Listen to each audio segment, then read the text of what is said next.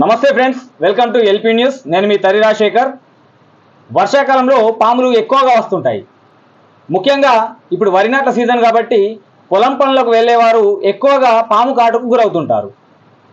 అయితే పాము కరిచినప్పుడు భయపడకుండా వైద్యులు చెప్పిన సూచనలు పాటిస్తే ప్రాణాపాయం నుండి చాలా వరకు బయటపడే అవకాశం ఉంటుంది.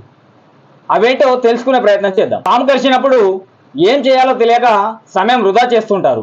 ఈ క్రమంలో శరీరం అంతా విషం వ్యాపించి ప్రాణం పోయే పరిస్థితి వస్తుంది. అయితే కాటేసింది విషసర్పం కాకపోయినా భయంతోనే చాలా వరకు కూడా ప్రాణాలు కోల్పోయిన వారు ఉన్నారు. కాబట్టి పాము కాటుకు గురైనప్పుడు ధైర్యంగా ఉండాలి. ఇక పాము కాటేసిన భాగం పైన గుడ్డతో గాని తాడుతో గాని గట్టిగా కట్టాలి. 15 నిమిషాలకు ఒకసారి వదులు చేసి మళ్ళీ కట్టాలి. ఆ తర్వాత పాము కాటు వేసిన శరీర భాగాన్ని సబ్బు లేదా యాంటీసెప్టిక్ లోషన్తో శుభ్రంగా కడగాలి. అలాగే సాధ్యమైనంత వరకు ఆ భాగాన్ని కదిలించకూడదు, లేదంటే శరీర భాగం అంతటా వ్యాపిస్తుంది. ఇక పాము కాటు వేసిన భాగం నుండి నోటితో రక్తాన్ని పీలుస్తుంటారు. అలా చేయకూడదు అనే విషయాన్ని గుర్తుపెట్టుకోవాలి. పాము కాటు వేసిన చోట కొద్దిసేపు ఐస్ ముక్క ఉంచడం చాలా మంచిది.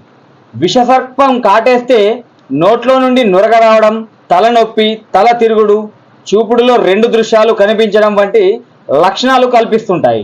వీటిని ఫ్రీ పెడాడ్రిక్ లక్షణాలుగా విభజిస్తారు. ఈ లక్షణాలు కనిపిస్తే వెంటనే యాంటీవీనమ్ డోసును తీసుకోవాలి. కాబట్టి సాధ్యమైనంత తొందరగా హాస్పిటల్కు వెళ్ళే ప్రయత్నం చేయాలి. అప్పుడు డాక్టర్లు పాము కరిచిన గుర్తును ఆధారంగా తగిన చికిత్సను అందిస్తుంటారు.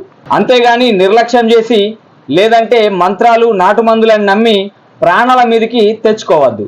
మీరు పామును చూసినట్లయితే దాని రంగు, ఆకారం మరియు ఎలాంటి గుర్తులు ఉంటే వాటిని వైద్యుడికి తెలియపరచండి.